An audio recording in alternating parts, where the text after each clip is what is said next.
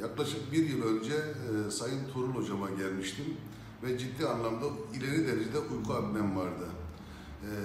Bulunduğum yerde durup dururken uyuklamalarım, araç kullanırken dikkat dağınıklığım ve kilo almalarım ve kilo diyetime rağmen verememe durumlarım.